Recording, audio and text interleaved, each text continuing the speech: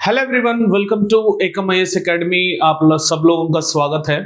तो इस particular video में जनवरी 2 के दिन जो आर्टिकल आया था हिंदू न्यूज़पेपर में, जनवरी 2 2025, वो पर्टिकुलर आर्टिकल को थोड़ा एनालाइज करने की कोशिश करते हैं, ताकि education has become a big problem in India. क्योंकि इंडिया अगर विकसित भारत 2047 अटेन करना है तो उसके लिए एजुकेशन बहुत इंपॉर्टेंट होने वाली है। And as everyone know how quality the education system is in India. तो चाहे भले वो गवर्नमेंट में लो या प्राइवेट में हो, clear we have completely academic injustice. जो चाहिए वो पढ़ाएंगे नहीं। But there are some situations जहाँ पे गरीब लोग या बच्चे लोग जो 6 to 14 ईयर्स में हैं, they don't even get minimum of education. तो उसके बारे में, ये ड्रॉप आउट के बारे में आर्टिकल आया था। इसका आर्टिकल का नाम है school drop out rates go from bad to worse in Bihar and Assam. तो बिहार एंड असम में सिचुएशन 2019 से अगर कंपेयर करेंगे और भी वर्सन सिचुएशन है। And certain states like Karnataka, Rajasthan, Gujarat and Haryana, वहां पे भी like it is very verse.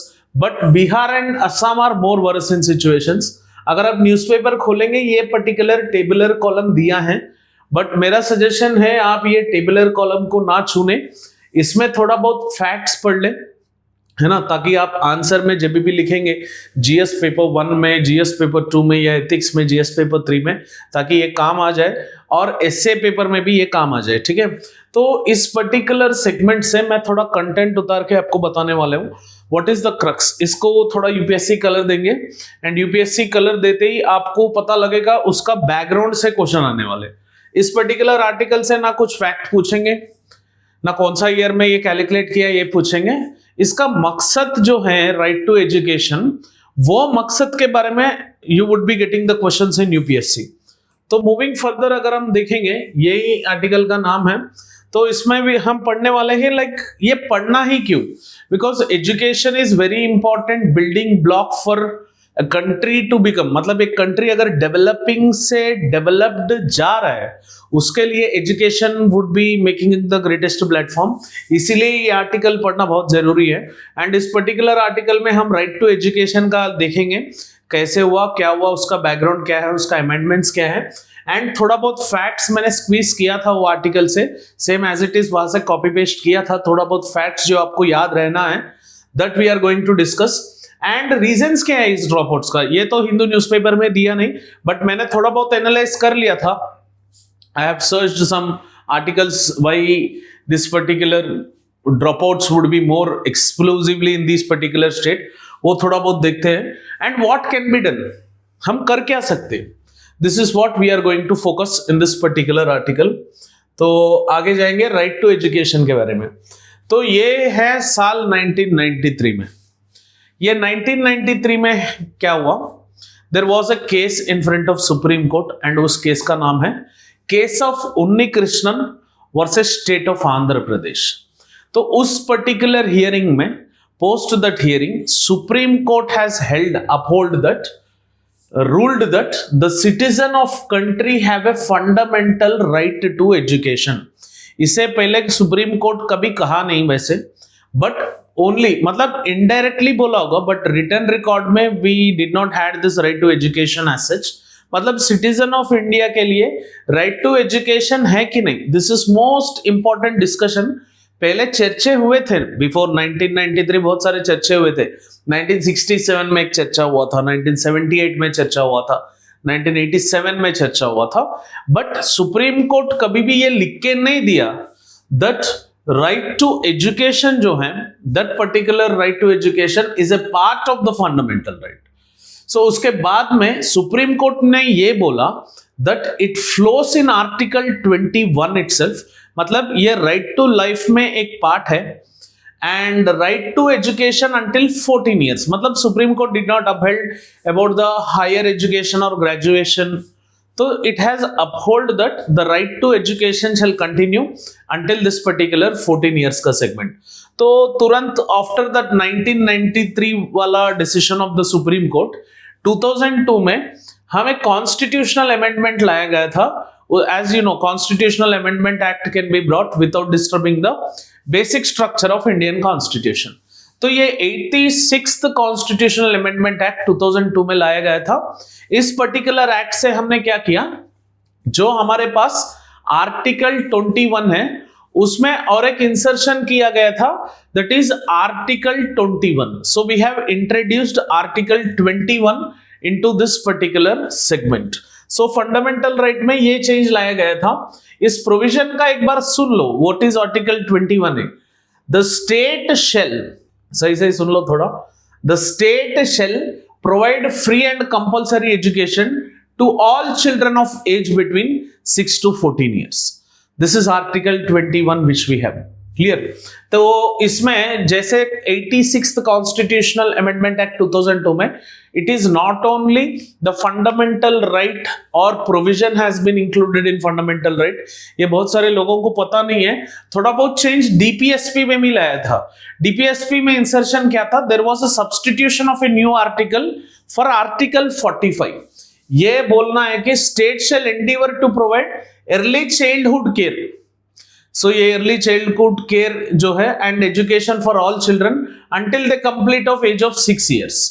Clear? ये चाइल्डहुड केयर जो है ये इंसर्ट किया गया था डीपीएसपी में, but this is not applicable within the court of law. You can't question this particular segment of providing early childhood care and compulsory education up to the age of 6 years। ये DPSP में है, that's why it can't be questioned within the court of law as such। Next, fundamental duties में भी ये article 51 capital A जो है उसमें भी थोड़ा एडिशंस किए गए थे। मतलब 86th कॉन्स्टिट्यूशनल अमेंडमेंट एक्ट 2002 से फंडामेंटल राइट भी चेंज किए थे, डीपीएसपी भी चेंज किए थे एंड फंडामेंटल ड्यूटीज भी चेंज किए थे। ठीक है? तो अगर आप देखेंगे इस पर्टिकुलर आर्टिकल 21A को जो इंसर्ट किया गया था उसके लिए एक एक्ट लाया गया था 2009 में। वो एक्ट तो सबको पता है, to insert this particular provision of article 21A, the right of children to free compulsory education act और simply right to education act 2009 लाया गया था। फिर उसके बाद में 2012 में इसका अमेंडमेंट किए थे। Please do remember this particular amendment, that is included children with disabilities. In the original act children with disabilities को यहाँ पे कंपल्सरी एजुकेशन दिया नहीं गया था, बट 2012 में included children with disabilities and इसमें और एक ऐड किए गए थे, that is home based education. मतलब who can't come to the school or people who can't completely deliver to the location of the school। Clear? वहां पे होम बेस्ड एजुकेशन लर्निंग भी इस पर्टिकुलर अमेंडमेंट से act किए गए थे। सो 2012 का जो अमेंडमेंट है ये बहुत बहुत इंपॉर्टेंट है आपके लिए। इसके बाद में अगर आप देखेंगे अमेंडमेंट इन 2019, ये भी चालू की अमेंडमेंट है। This has abolished no detention policies in school. अगर स्कूल में अटेंडेंस की वजह से या मार्क्स की वजह से क्या करेंगे, दे detain a particular candidate, but later on they have given the judgment that it is left to the states who shall be dealing with the authority or who shall be dealing with this particular no detention policy। तो ये no detention policy जो है that has been abolished, but finally it shall be the state government, they would be creating the concern on this particular education and subject matter। तो ये थोड़ा issues and चर्चे हुए थे। अभी थोड़ा मैंने फैक्ट्स निकाला था वो पर्टिकुलर आर्टिकल से। ये तो राइट टू एजुकेशन इसका बैकग्राउंड पढ़े थे, बट इसका फैक्ट्स अगर आप देखेंगे, improvement in the share of the students continuing education in higher grades in 2024 comparing to 2019। मतलब अगर टोटल हिंदुस्तान का, भारत का आप कंपेयर करेंगे तो जो share of students continuing education into the higher grades, मतलब अगला ग्रेड जो जा रहे हैं वो ग्रेड तो पक्का like it is increasing. But ये नुकसान वाली बात है that if you could see in Assam and Bihar the case studies are different, but all across India if you अगर देखेंगे 80 आउट ऑफ एवरी 100 गर्ल्स में 80 गर्ल्स जो हैं they continue to secondary education.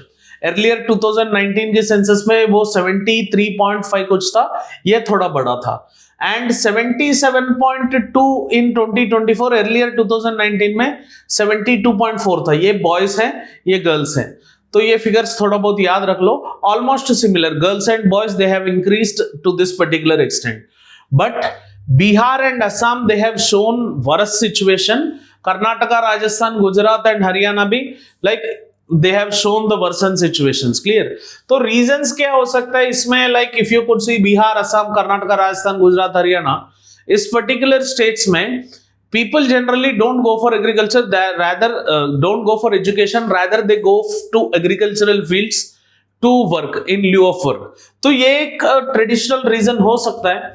अगर बिहार की केस देखेंगे, ये फैक्ट देखते ही हमें लगता है कि लाइक ये फैक्ट बोलो ही मत, है ना। जो अपने भाई बहन बिहार से हैं, है ना, उत्तर प्रदेश से हैं, वो थोड़ा जान लीजिए, क्योंकि आप जब यूपीएससी इंटरव्यू, आईएएस इंटरव्यू में जाएंगे तो यही क्वेश्चन पूछेंगे आपसे, ये हालत क्या है। गर्ल्स का अगर हालत देखेंगे 2024 में और भी खराब है, 40.3, एर्लियर अच्छा था 2019 में 51.6। बॉयज का हालत देखते हैं 2019 में 51.2, अभी देखो गर्ल्स से भी कम 38.8 पर्सन्स पर 100।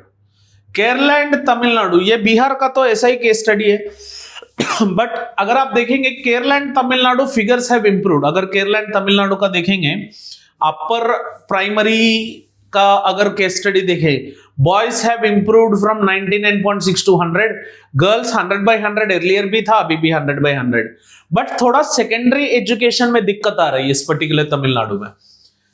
2019 में अगर आप देखेंगे 88.3, बट अभी 95.7, एंड गर्ल्स में 93.2 टू 97.5। मतलब this figures are good in this particular relative states, मतलब केरला एंड तमिलनाडु। चाहे भले आपको फिगर याद ना हो, there is no necessity that you have to remember this particular figure. So ये ड्रॉप आउट का रीजंस क्या हो सकता है, क्लियर? पेपर में तो मेंशन नहीं किया, वैसे मैं थोड़ा रिसर्च करके मैं आपको बता रहा हूं ड्रॉप आउट का रीजन क्या हो सकता है। पहला तो लैक ऑफ स्पेसिफिक पेनाल्टीज। ऐसा कुछ पेनाल्टीज नहीं है, चाहे भले वो एडमिनिस्ट्रेशन के लिए हो, या टीचर के लिए हो, हेडमास्टर के लिए हो, या स्टूडेंट के लिए ना हो, और पेरेंट के लिए। Clear? There are no clear cut penalties for violating this particular right to education. तो ये स्पेसिफिक पेनाल्टीज लाना is very very important. And intermix of responsibilities, मतलब सब रेस्पॉन्सिबिलिटीज, घर का रेस्पॉन्सिबिलिटीज, ये रेस्पॉन्सिबिलिटीज लेना is one particular reason for the drop out. And lack of accountability of government schools, ये तो बिल्कुल खराबी है। And government teachers who are teaching in government schools, they want their children to go into private schools. ये बहुत अच्छी बात है। मैं अगर एक दिन प्राइम मिनिस्टर बना, याद रख लो बेटा, जो गवर्नमेंट सरकारी नौकरी में है उसका बच्चे अगर गवर्नमेंट स्कूल में नहीं पढ़ रहे हैं, सो उसका जो 50% ऑफ सैलरी है वो टैक्स के रूप में लिया जाएगा।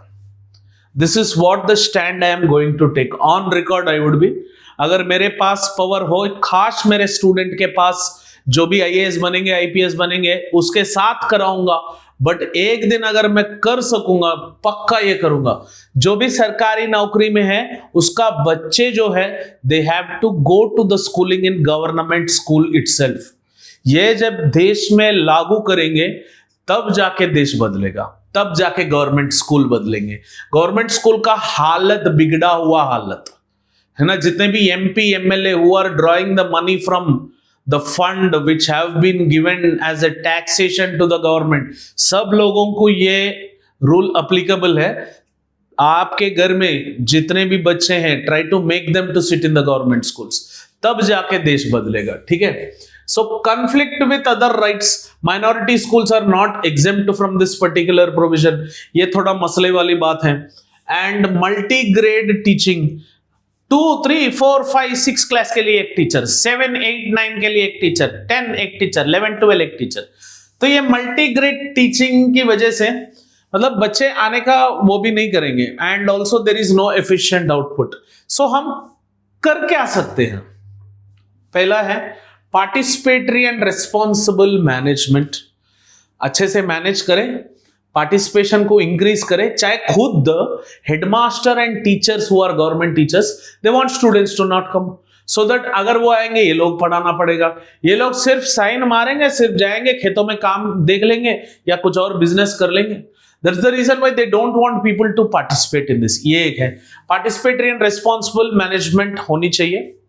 And focus on teacher training program, अच्छा खासा टीचर ट्रेनिंग करनी चाहिए। टीचर को न्यू मेथोडोलॉजीज सिखाना पड़ेगा, new type of methodologies, new techniques to teach the students. जब अच्छे से पढ़ाएंगे ऑब्वियसली क्लास में आके बैठेंगे। एंड वोकेशनल एजुकेशन भी इंप्रूव करना पड़ेगा 100%। एनहांस्ड बजट को कॉम्पनसेट करना पड़ेगा and giving incentives for the schooling. चाहे mid day meal scheme is one such kind of thing which has been introduced by the government for effective results of the right to education. But what about the second time meal is what the question from the grassroots level. But mid day meal scheme is one of the efficient things which government has introduced and it's better. मतलब वो खाना उतना अच्छा नहीं है, खास नहीं है, तो वो थोड़ा और अच्छा बनाए और थोड़ा इंसेंटिव्स दे स्कूलिंग को, बुक्स दे, बैग दे, स्कूल ड्रेस दे। ऐसा थोड़ा गवर्नमेंट बजट इस पर्टिकुलर चिल्ड्रन पे या राइट टू एजुकेशन पे या एजुकेशन पे अगर लगाएंगे, स्पेसिफिक स्टेट गवर्नमेंट्स को भी बोले तो ताकि हो सके the drop outs would be reduced in this particular regard. ठीक है, तो ये क्वेश्चन आया था 2022 में, शायद ये 2022 में राइट टू एजुकेशन के बारे में question. The right of children to free compulsory education act 2009 remains inadequate in promoting incentive based system for children education without generating awareness about the importance of schooling. मतलब schooling का importance ना बताए, right to education, right of children to free compulsory education remains inadequate in promoting incentive based system for children.